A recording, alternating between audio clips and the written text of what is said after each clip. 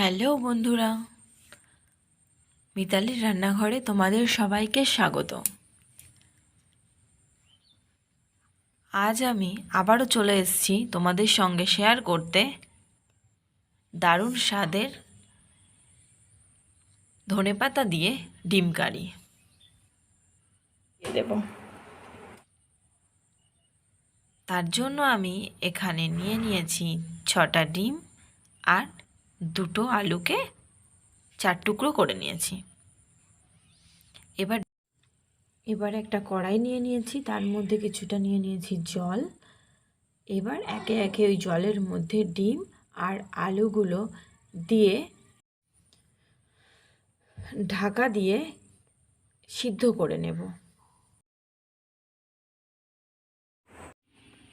ডিমগুলো সিদ্ধ করে এখানে আমি খোসা ছাড়িয়ে নিয়েছি। এবার ডিমগুলোকে আমি হালকা করে কেটে নুন হলুদ মাখিয়ে নেব। এখানে আমি ডিমগুলোকে কেটে নুন হলুদ আর সামান্য লঙ্কা গুঁড়ো দিয়ে মাখিয়ে নিয়েছি। এটা আমি 5 মিনিটের জন্য রেখে দেব। আর এদিকে আমি নিয়েছি একটা প্লেটে 2টো বড় সাইজ পেঁয়াজ কুচিয়ে নিয়েছি। আর এখানে নিয়েছি আদা রসুন ধনেপাতা কুচি, লবণ, হলুদ, লঙ্কা গুঁড়ো, 1 চা চামচ জিরে গুঁড়ো, 1 চা চামচ ধনে গুঁড়ো। এবার একটা মিক্সিং বোলে আদা কুচি, রসুন আর কুচিয়ে রাখা কিছুটা পেঁয়াজ আর 4টে কাঁচা লঙ্কা দিয়ে এটাকে আমি পেস্ট করে নিয়ে নেব। আর এদিকে কড়াইতে আমি তেল দিয়ে দিয়েছি। তেলটা গরম হয়ে গেলে আমি এর মধ্যে ডিম আর আলুগুলোকে ভেজে নেব।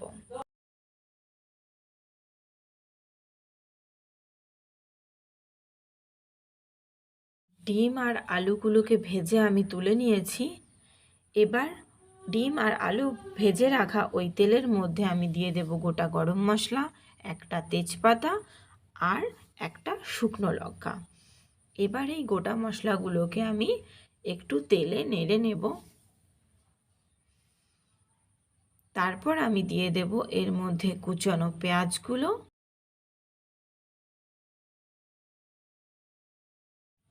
পেঁয়াজগুলো আমি ততক্ষণই ভাজবো যতক্ষণ না পেঁয়াজের কালারটা চেঞ্জ হয়ে যাচ্ছে।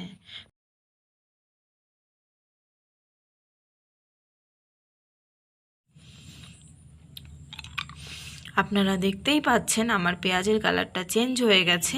এবার আমি দিয়ে দেব পেস্ট করে রাখা মশলাটা।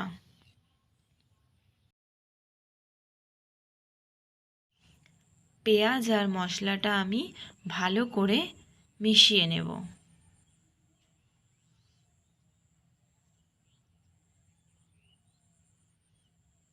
তারপর আমি দিয়ে দেব একটা ছোট টমেটো কুচি।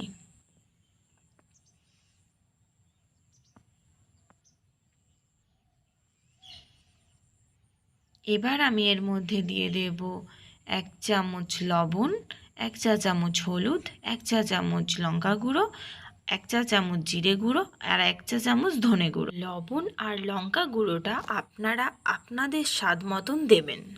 আর দিয়ে দেব 1 চা চামচ চিনি। এবার সমস্ত মশলাটাকে আমি ভালো করে কষিয়ে নেব যতক্ষণ না এই মশলার থেকে তেল ছেড়ে আসে।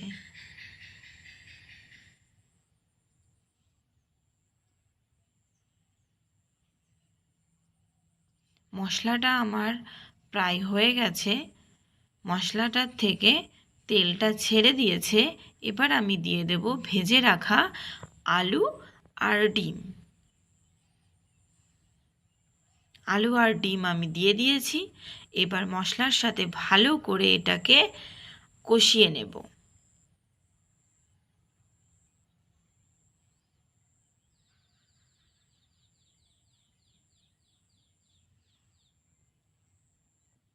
ডিম আর আলু মশলার সাথে ভালো করে কষিয়ে নিয়েছি। এবার আমি এর মধ্যে দিয়ে দেব 1 গ্লাস জল।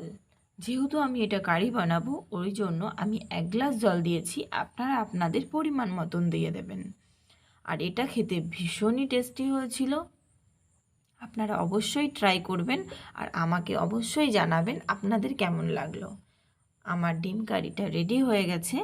এবার আমি এর মধ্যে দিয়ে দেব 1 টিস্পুন গুঁড়ো গরম মশলা আর দিয়ে দেব ধনেপাতা।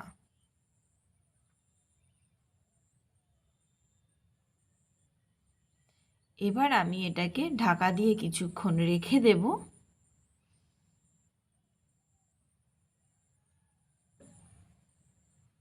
এখানে আমার ডিম কারি হয়ে গেছে রেডি।